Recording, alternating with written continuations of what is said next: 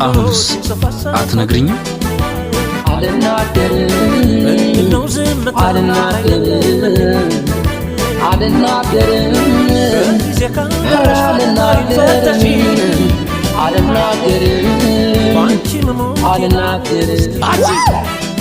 የታባሽ አንተ ግን ጤነኛ ተመርመርሽ።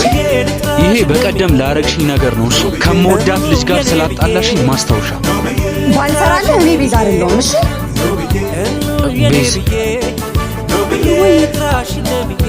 ይኸው ቤዝ ስልሽ ወያልሽ። የሆነ ነገር ልገምት። እሺ ገምንሽ። ከዕለታት አንድ ቀን አንድ ነገር አስፈለገና ቤተክርስቲያን ሄደህ ጠየቅ። ምን ብዬ?